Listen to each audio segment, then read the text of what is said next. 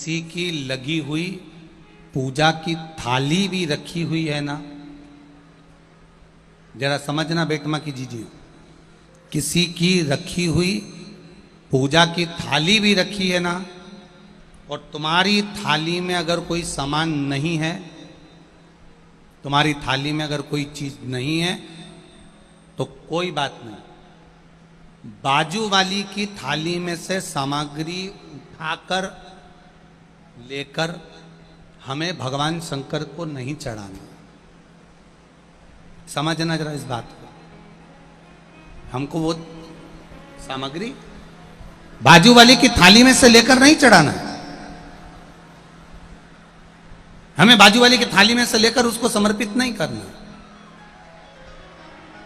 हमें भगवत भजन में, हमें भगवान की भक्ति में, अभी अविरल भक्ति में जो हमारे पास में है, जो हमारे पास में विराजमान, जो हमारे पास में है, हमें बस वही जो हमारे नजदीक में हो, जो हमारी थाली में रखा हो, जो हमारे पास में हो, जो हमारे थाली में रखा हुआ है, वो हमें देवाधिदेव महादेव को समर्पित करना, जो हमारे पास में है। शंभु शरणे मांगू घड़ी रे दुख का दया करी दर्शन।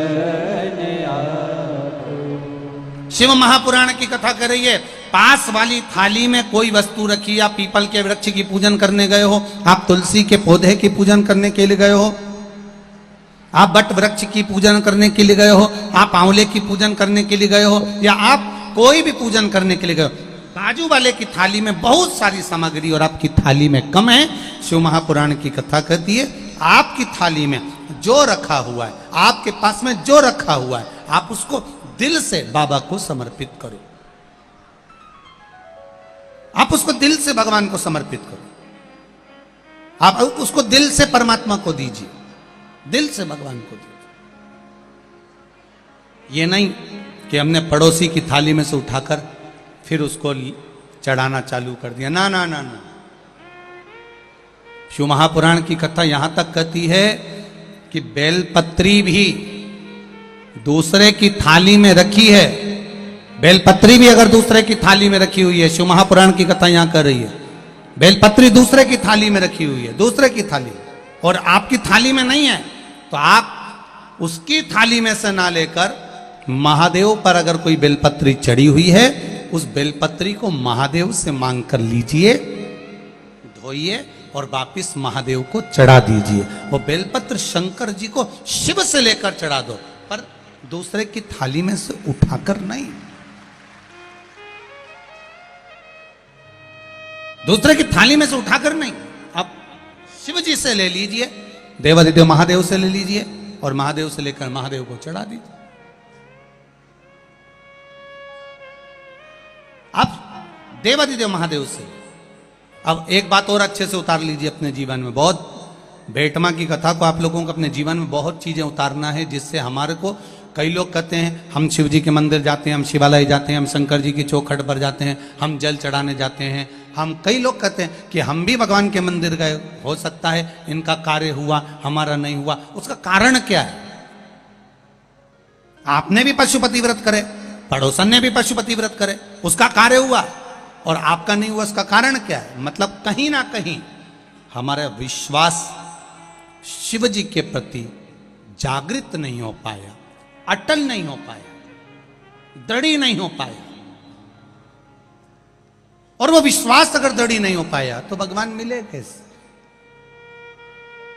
आप आए नहीं और सुबह हो गई, मेरी पूजा की थाली धरी की। अब क्यों नहीं आए? मतलब विश्वास पक्का नहीं हो पाया। शिव महापुराण की कथा कर रही है, मंदिर जा रहे हो, देवालय जा रहे हो, तीर्थ जा रहे हो, तुम्हारी जेब में अगर अठन्नी भी नहीं है, 1 रुपया भी नहीं है, पड़ोसन से मांग कर 1 रुपया मत चढ़ाना। शिव महापुराण की कथा बड़ी विचित्र कथा है। मंदिर में दर्शन करने गए हो, तुम्हारी जेब में 10 रुपए नहीं है, 5 रुपए नहीं है, किसी से मांग कर 10 रुपए या 5 रुपए मंदिर में मत चढ़ाना।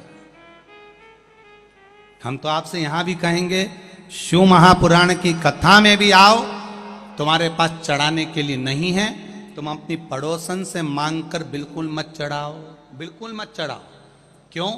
भगवान के सामने खड़े होकर, मेरे महादेव के सामने खड़े होकर, शिव के मंदिर में खड़े होकर भी हम अगर अपने पड़ोसी से, अपने पड़ोसन से कुछ मांग कर अगर भगवान को चढ़ाएंगे तो भगवान को कितना बुरा लगेगा कि जगत का पिता यहां बैठा है और तू संसार वालों से मांग कर चढ़ा रहा है। जगत का पिता यहां बैठा और तू संसार वालों से मांग रहा। अगर तुझे मांगना ही है तो शिव महापुराण की कथा कहती है, देव अधिदेव महादेव के मंदिर में किसी से मांग कर नहीं चढ़ाना। देव अधिदेव महादेव के मंदिर में अगर आप पूजन करने के लिए गए हो,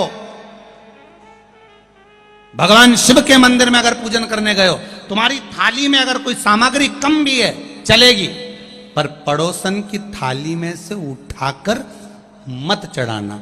शंकर जी कहते हैं, फूल नहीं है मुझसे ले लो, बेलपत्र नहीं है मुझसे ले लो, धतूरा नहीं है मुझसे ले लो। शंकर जी कहते हैं, मेरे ऊपर चढ़ी हुई सामग्री तुम वापिस धोकर मुझे चढ़ा दो, पर किसी से मांग कर मत चढ़ाना, क्योंकि मैं दूंगा तो ज्यादा दूंगा।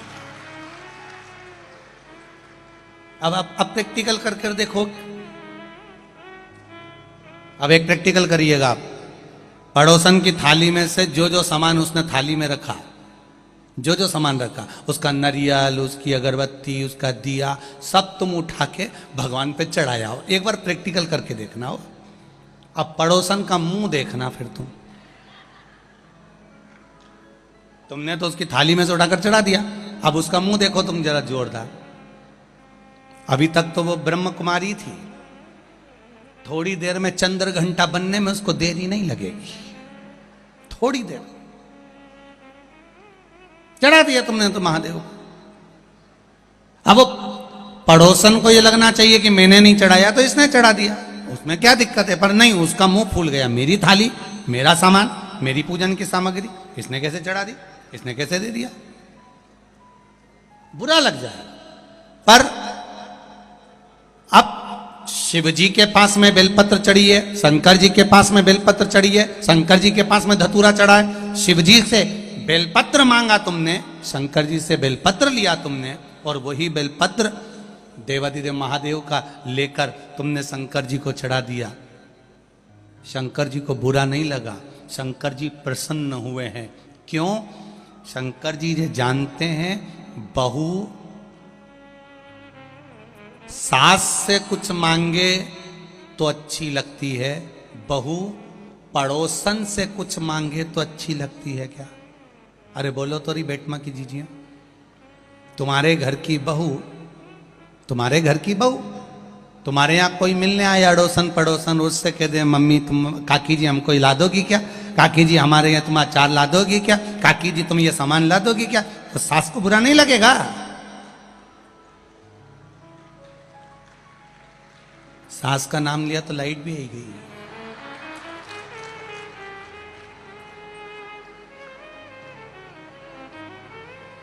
जरा विचार करिए आप, थोड़ा स्मरण करिएगा। घर की बहू, घर के बच्चे, घर के बेटा बेटी अपने घर के लोगों से मांगेंगे, माता पिता से, सास ससुर से, वृद्ध से, बुजुर्ग से मांगे, अच्छा लगेगा। पर वही पड़ोसी से मांग रहे हैं, दूसरे से मांग रहे हैं, अच्छा नहीं लगेगा। अगर दूसरे से मांग रहे हैं तो श्रेष्ठ नहीं लगेगा। मेरा महादेव भी ऐसा ही है, मेरा देव अधिदेव महादेव भी यही कह रहा है, मांगना है मुझसे मांगो, मुझसे। दूसरे देंगे तो तेरा पेट नहीं भराएगा, दूसरा अगर देगा तो तेरा पेट नहीं भराएगा। देवाधिदेव महादेव कहते हैं अगर गोरापति शिव शंकर औघड़ी अगर देगा तो आधा चावल के दाने से जब वो संसार का पेट भर सकता है, त्रिशूल को मात्र हिलाने से पूरे ब्रह्मांड को हिला सकता है।